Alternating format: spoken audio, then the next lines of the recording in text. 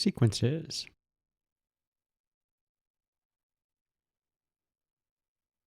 A sequence is an ordered list of numbers. Because we are ordering the numbers, there's a first term, a second term, a third term, and so forth. That means that a sequence is a function over the natural numbers. We in fact don't use the notation f. We in fact name a sequence with a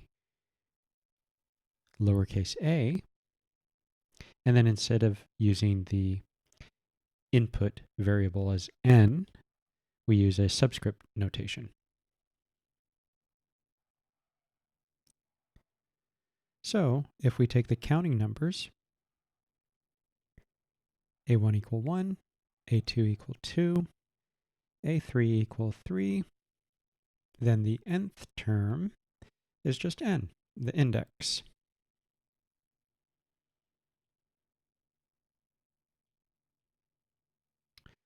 So n is the index. And a sub n is the general term.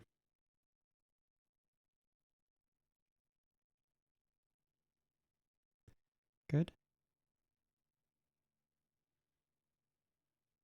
We can write down a curly brace a sub n. If we want to emphasize how many terms we are considering, we can, on the outside, as a subscript, write n equal 1, and then as a superscript, indicate where we would like the index to terminate.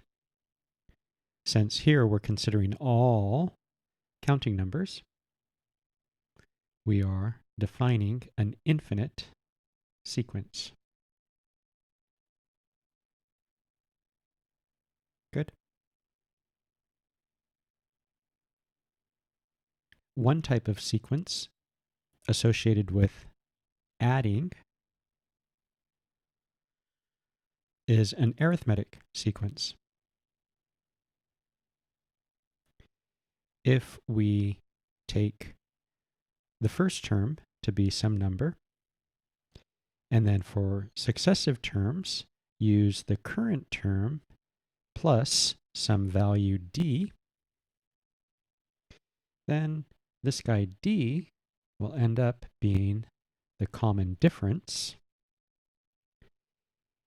And that's because if we solve that equation for d, we would find that we'd have the next term minus the current term. So d is how far apart successive terms are. Writing out the first term, considering what the second term would be if this is an arithmetic sequence defined by this recursive definition. Then the next term, a sub 2, would be a sub 1 plus the common difference. Well, a sub 1 is just a, and then the common difference is d. Moving on to the third term, to find the third term, you're supposed to look at the previous term, which is a plus d, and then to a plus d, we want to add in another d, the common difference, which means that a sub 3 would be a plus 2 copies of d. So here we're just thinking of starting at a and then moving away by an amount d. So a sub 4 would be add in one more copy of d, that's a plus 3 copies of d. Carrying that out until the nth term, you would have from a move away, not exactly n, but n minus 1 copies of d. what we've done is we've written out the general term in an arithmetic sequence. So an arithmetic sequence can be defined recursively, or we can specify the nth term. Let's do the same thing, but for geometric sequences. And in a geometric sequence, instead of addition being the operation, we want to multiply. So again, start the sequence at a first term. Then to move on to successive terms, use the current term, but multiply by r.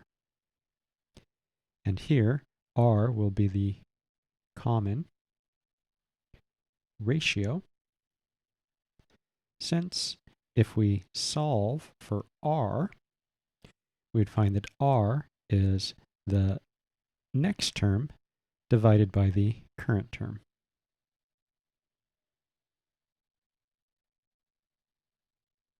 And again, here we're writing down a recursive definition.